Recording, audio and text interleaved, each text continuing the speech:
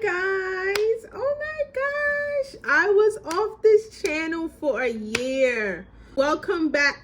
No, I don't even feel like I have the right to say welcome back to my channel because it's been a year since I've been off this channel. It's been a long year, but obviously by the title of this video, I will be talking about that. I just want to talk to you guys first, come back on the correct way, explaining my testimony and just really sharing with you guys my journey so that I could completely get back into the groove of everything and share my story of, you know, the real me. So first things first, I'm gonna let it be known right here, right now, if you are not of the Lord of Christ Jesus, click off of this video. This video is not for you. And yeah, that's pretty much it. That's all I'm gonna say. So it's been a long journey for me. If you've watched me on my YouTube journey, you know that I've had times where I'll take a gap and I won't take a gap and I'll take a gap again from, you know, filming. And I've been dealing with a lot, you know, coming up on this platform. So I'm just gonna jump into it with stating, you know, how I got to this very point where I'm at now. I could definitely say where I'm at now, I'm at a different painful, peaceful state. You'll know what I'm talking about later on. So growing up, I like to say as a child, I had a good childhood. But I would say, like, you know, me graduating high school, that was around the time that things got really rough for me. You know, it was a lot of things that I had to take on as a young adult, being 18, being 19, that I just wasn't prepared for. So I had to take on big responsibility. Like, I had to take on the role of being the caretaker and just being, like, you know, the head of household. And like I said, it wasn't something that I was prepared for, but I still did it. You know, I felt like in a way I was forced into that situation, which I don't feel anyway now, but I was forced into that situation and it just left my back against the wall. So during that time, obviously, you know, I was young. I wanted to do young things. Like, I didn't want to have to worry about responsibility. So I felt like that part of me, that youth of me, was like snatched from me.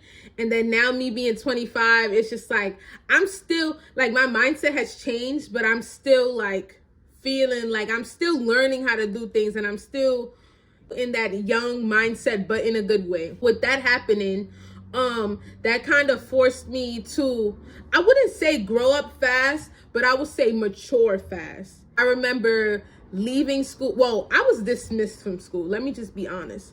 I was dismissed from school because my mom, she had got sick. She was always like in and out the hospital, and I'm very close to my mom. So with that happening, it started to affect me academically, and my grades was just dropping. Like, I was no longer like focused on school.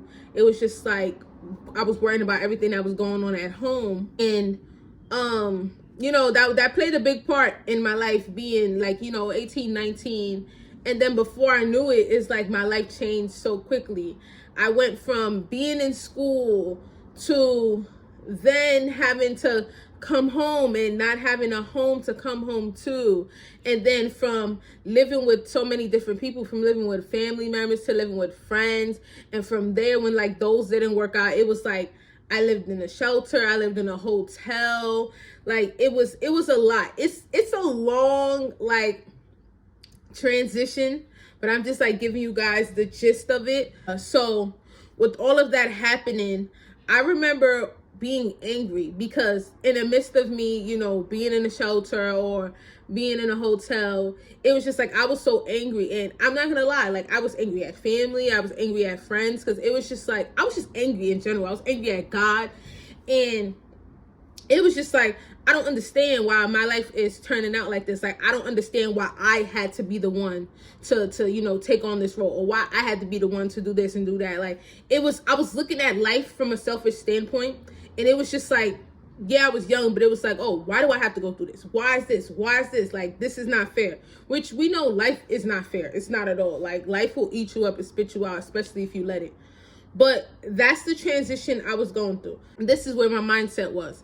Now, growing up, I did not grow up in the church. I didn't. Now, my mom, she always believed in Jesus Christ, and she always told me about him. But to be honest, I only believed him because it's like that was the right thing to do. And I remember her always telling me, she was like, Nyla, like, if you want to know who Jesus is and, you know, build a relationship with him or whatever, pray to him in private, or, you know, even say things to yourself in your head because he knows. But say to him in private, like, the things you want, or talk to him about only things that, you know, say only personal prayers, and he'll eventually answer.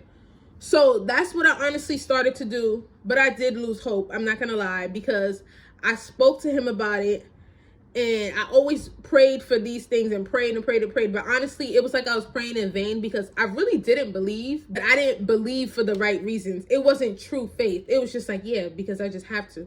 So I would pray for things and pray for things. And it's like, okay, like nothing's working. Like, I never took the time to open up the Bible. Well, actually I did. I took the time to open the Bible, but I think it was in the King James Version. And I know how to read it now, but like opening it up at that time, I was so confused. I read probably the first few lines and I was like, this English makes absolutely no sense. I never took the time to actually ask my mom or ask anyone to like read it with me, help me understand it or anything. It was just, I automatically got discouraged. And I feel like that's something a lot of people do now. But that's what happened with me. I would always pray to him, and I always was asking. And it was just like, nothing was like coming into play. So I was just like, whatever with it. My distraction was with me going through all of this, leaving the shelter and everything. I always like to go out with my friends. Now, nobody knew I was actually depressed for 2 whole years. I made it look very good. So depression has no specific look. I was depressed for 2 years. I didn't tell my friends. I didn't tell my family. So I don't hold anybody accountable for that. But this is just so you know, to check on your friends or family or whoever is close to you. But I played the strong friend. I feel like I was always the strong friend. And I was always the one that's bringing good vibes. I'm around. And, you know, I'm just around to have a good time. Like, if they're down, I'm going to make sure that I bring them up, because it takes away from me. And I don't want to be the one to be stuck in a mood. Like, I already got to deal with stuff at home. I didn't want to think. So it's always, let's go out. Let's have a good time. Let's do this. Let's do that. Like, I was always on go, because I never wanted to be forced to sit at home and think about my problems or feelings or whatever it is that I'm going through. So that was like a long depression for me. And I'll have my moments where I'll be in and out and I'll crash. I love to like just like drink. Like it was I honestly dressed that up so well, and that is not healthy at all. This is how I just continue to go about my life until honestly the end of 2021 was like the last straw for me. Like, I decided, like, bro, I'm not gonna keep doing this. Like, I'm not gonna keep going about things a certain way. I'm not gonna be depressed or whatever. Like, I need to just try to make a change. I'm still praying to, you know, the Lord. I'm praying to him, and I'm praying to him, and I'm praying to him, and I'm honestly saying the same consistent prayer over and over and over again, right? So February 2022 comes, my birthday. And I decided, me and my man, we decided to go to Atlanta to celebrate my birthday. And we also was just, you know, seeing if that's a place where we wanted to live. Definitely don't, but we wanted to see. And in the midst of that happening, we got into a car accident on my birthday. Now, let's just pause, right? Because in that moment, my life flashed before my eyes, for sure. But in that moment, I was honestly afraid and I was shocked. Now, the reason I was because that same prayer that I was telling y'all about, first of all, my mom was right about praying to the Lord and saying things to him in secret, or only the things that you know, because he will answer, and you'll know it's answered because you never told nobody else. So my prayer was, I was praying to die. Like, I was praying for him to take me, because I just felt like, you know, life was too hard, or just like I was just going through too much, like being young, and everything just came like tackling down, like all my dreams and everything that I had and I planned, like I was not able to do them because of this and that, and everything just hit me all at once. So my prayer was for him to take me out of here. Like, if you care, or if you're real, like, take me out, like, whatever. So that happened, and I was in shock. I really was in shock, because I couldn't fathom why I was still here, because it was just like, okay, why am I not dead?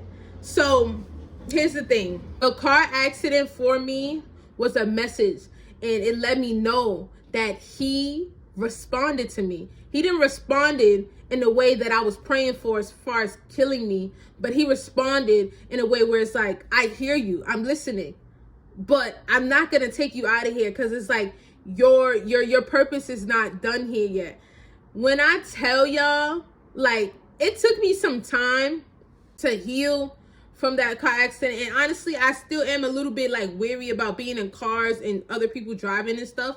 But I remember after that happening that I thought to myself, because at first I still didn't tell nobody about what I was praying about, but I remember one of the first people that I told was my man, and I told him, I was like, God answered my prayers. And he was like, what are you talking about? And I told him, and I was like, I was praying to die, and it was more so of a test. Like, the fact that I prayed about that and that car accident happening, it was like, yo, I'm listening to you. Like, be careful with what you ask for. Like, just because I don't come when you want me to, don't mean that I don't hear you.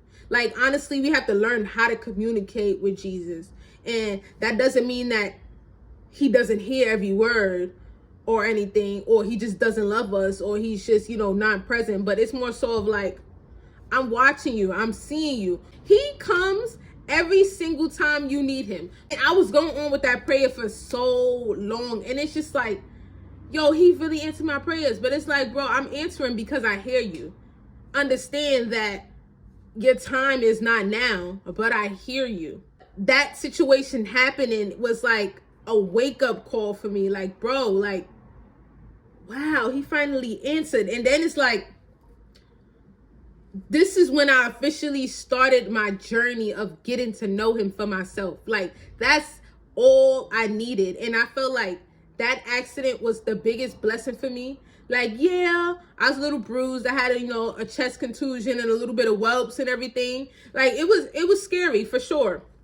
But I feel like that accident, I needed that, because that's how he communicated to me. And it's funny because ever since then, once I started to get to know what Jesus was like, he started revealing more stuff to me that I would share later down the line when I feel the time is right, when he feels the time is right. He communicates to you in ways where he knows that you will be open to it. So for me, he communicates to me in my dreams. And the things that goes on, it's like, honestly, only God. That's all I can say, only God. So I just want to tell y'all that this is my testimony. And for me, yeah, I'm only 25.